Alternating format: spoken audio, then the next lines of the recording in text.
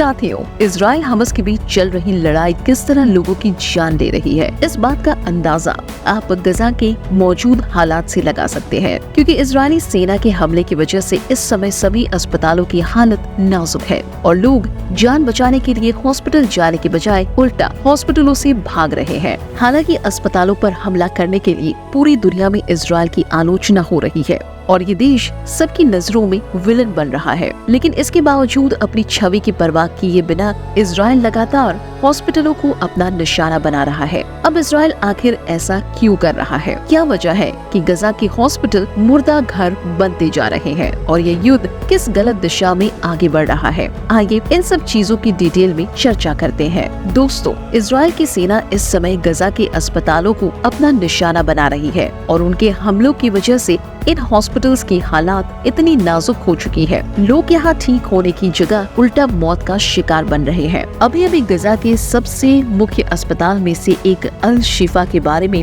ये खबर निकल कर आई है कि उसमें मरने वाले लोगों की गिनती 35 को क्रॉस कर गई है और इसके लिए इजरायली सेना को जिम्मेदार ठहराया जा रहा है। अब ऐसा क्यों? चलिए आपको डिटेल में समझाते हैं। असल में इजराइल की सेना ने पिछले कई दिनों में अल शिफा हॉस्पिटल को सीज किया हुआ है। उन्होंने इस अस्पताल को चारों तरफ से घेर लिया है और अंदर मौजूद लोगों को ये धमकी दी गई थी कि अगर कोई जरा भी हिलता डुलता नजर आया तो उसे गोली मार दी जाएगी। यानी ना तो कोई इस हॉस्पिटल के अंदर जा सकता था और ना ही अंदर मौजूद किसी व्यक्ति को बाहर निकलने की अनुमति थी। यहाँ तक कि हॉस्पिटल में दवाइयाँ खत्म होने लगी थी, लेकिन फिर भी सैनिकों ने मेडिकल सप्लाई अंदर नहीं जाने दी। शुरुआत में जिन लोगों ने इधर उधर चलने फिरने और बाहर निकलने की कोशिश की, उनकी मौके पर ही गोली मारकर हत्या कर दी गई, जिसके चलते अंदर मौजूद डॉक्टरों का हाल ये हो गया था कि वो चाहकर भी मरीजों का इलाज नहीं कर पा रहे थे। अंदर से बार बार ये खबर दी जा रही थी कि मेडिकल सप्लाईज खत्म हो रही है और जल्द ही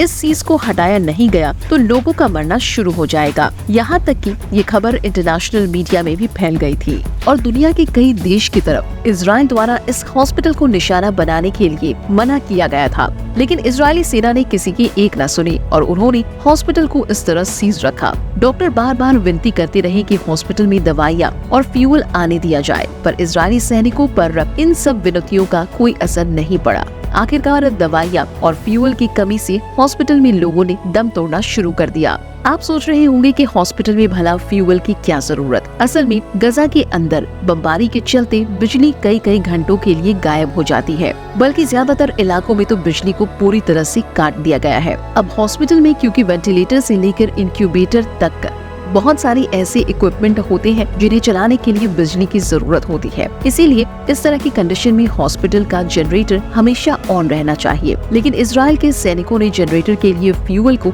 हॉस्पिटल के अंदर आने ही नहीं दिया। अब जो पेशेंट वेंटिलेटर या उसके जैसे किसी दूसरे लाइफ सपोर्ट पर जिंदा थे, बिजली के जाते ही उन्होंने दम तोड़ दिया और देखते ही देखते हॉस्पिटल में एक के बाद एक मरीज मौत का शिकार बनने लगे। मौजूदा हालातों की बात करें तो अभी भी इजरायली सेना ने अल शिफा हॉस्पिटल को घेरा हुआ है, मगर अब उन्होंने हॉस्पिटल के अंदर बाहर आने जाने की अनुमति दे दी है। हालांकि ये अनुमति देने में उन्होंने काफी देर कर दी, क्योंकि ऑलरेडी 35 से ज्यादा लोग दवाइयों की कमी और इलेक्ट्रॉनिक इक्विपमेंट बंद होने के चलते दम तोड़ चुके थे, जिसमें कई न्यूबॉर्न बेबीज भी शामिल हैं। इसके अलावा फ्यूल न होने की वजह से एम्बुलेंस भी बंद है, जिसके चलते किसी पेशेंट को अगर जरूरत पड़े तो हॉस्पिटल से कहीं रेफर भी नहीं किया जा सकता। इस तरह अस्पताल में लोगों की जान बचाने के बजाय उल्टा लोग और ज्यादा मर रहे हैं, क्योंकि हॉस्पिटल में प्रॉपर सैनिटाइजेशन ना हो पाने के चलते कई तरह की बीमारियां फैल रही हैं। यानी हॉस्पिटल में लोग आते तो घायल होने की वजह से है,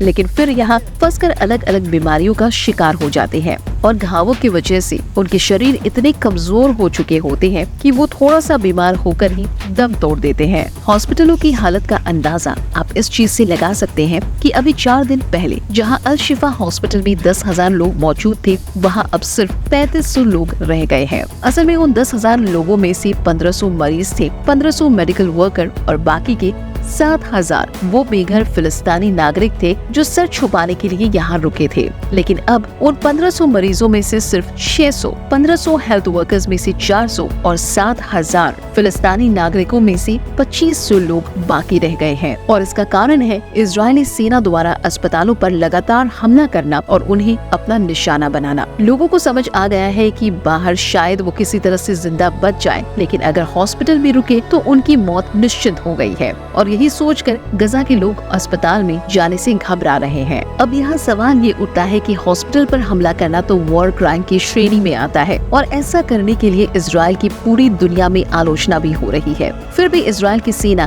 गजा के अस्पतालों पर लगातार निशाना क्यों साध रही है? इस पर इजराइल की तरफ से ये सफाई दी जा रही है कि उन्हें इन अस्पतालों के अंदर हमास के लड़कों के छिपे होने की खबर मिलती है और कई बार इंटेलिजेंस एजेंसी मोसाद उन तक ये खबर भी पहुंचाती है कि फलां हॉस्पिटल में हमास ने अपना अड्डा बनाया हुआ है। जब इजरायली सेना को ये जानकारी मिलती है तो वो फौरन ही उस हॉस्पिटल पर अटैक कर देते हैं। ऐसा ही करते हुए ये गजा के बहुत सारे हॉस्पिटल को पूरी तरह बर्बाद कर चुके हैं। मगर प्रॉब्लम ये है कि अभी तक इन्हें ठोस सबूत के साथ एक भी हॉस्पिटल के अंदर हमास का अड्डा नहीं मिला है। यानी अस्पतालों पर हमला करने की बजाय बेगुनाह लोगों की जान क्या बिल्कुल व्यर्थ में ही ली जा रही है? और सिर्फ हॉस्पिटल ही नहीं बल्कि जितने भी ऐसी जगह है जहां लोग सर छुपाने के लिए शरण ले सकते हैं, जैसे मस्जिद, रिफ्यूजी कैंप और कोई खाली पड़ा दफ्तर वगैरह, उन सभी को इजराइल की सेना टारगेट कर रही है। दरअसल यही काम करने के लिए इजराइल ने गजा के अंदर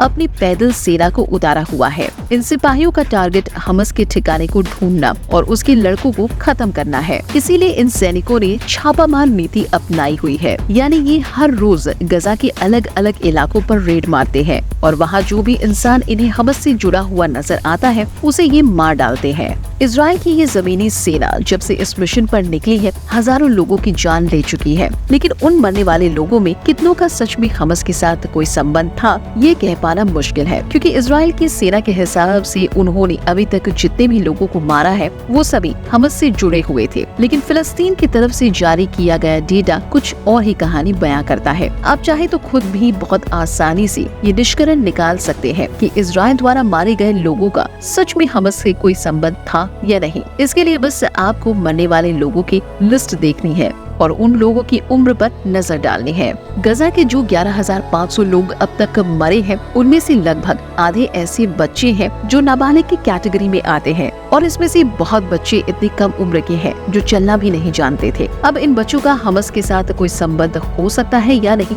आप खुद ही इस बात का जवाब सोच सकते हैं। वैसे सोचना तो इजराइल को चाहिए कि दुनिया की नजर उसके ऊपर है। दुनिया भर के बड़े बड़े लीडर्स हर रोज इजराइल को ये नरसंहार रोकने के लिए कह रहे हैं। खास तौर से जो मुस्लिम देश है उनकी नजर शुरुआत से ही इस युद्ध पर गड़ी हुई है। बल्कि ईरान, लेबनान और टर्की जैसे देश तो इजराइल को हमला रोकने के लिए धमकी भी दे चुके हैं, लेकिन इजराइल पर किसी भी बात का कोई असर होता नहीं दिखाई दे रहा। अगर इजराइल यही जिद्दी रवैया अपनाए रहा तो दुनिया में उसके बहुत सारे दुश्मन बन जाएंगे, क्योंकि किसी भी जुर्म को सिर्फ एक हद तक ही बर्दाश्त किया जा सकता है। यहाँ तक कि इजराइल का सबसे करीबी दोस्त अमेरिका भी कई बार लड़ाई को रोकने की अपील कर चुका है। यूएन से लेकर WHO तक मानवता के हित में बनाए गए दुनिया के सबसे बड़े बड़े संगठन इजराइल से हमला रोकने का अनुरोध कर रहे हैं, क्योंकि सभी जानते हैं कि लड़ाई चाहे जितनी भी बड़ी या गंभीर क्यों न हो, उसमें मासूम बेगुनाह लोग मरना बिल्कुल डिजर्व नहीं करते हैं। अभी तक इजराइल ने गजा पर हमला करना बंद नहीं किया है, मगर देखने वाली बात ये होगी कि आगे ये अपनी जिद पर और कितने दिनों तक अड़ा रहता है। वैसे इस युद्ध में इजराइल के रवैये को लेकर आप क्या सोचते हैं? कमेंट करके अपने विचार जरूर शेयर कीजिए। बाकी दोस्तों, हमारी आज के इस वीडियो में बस इतना ही। वीडियो अच्छी लगी तो इसे लाइक और शेयर जरूर करें, और अगर आप हमारे फेसबुक पेज पर नए हैं तो पेज को फॉलो भी जरूर करें। मिलते हैं जल्दी ऐसे ही एक और इंटरेस्टिंग वीडियो में। तब तक के लिए गुड बाय, जय हिंद।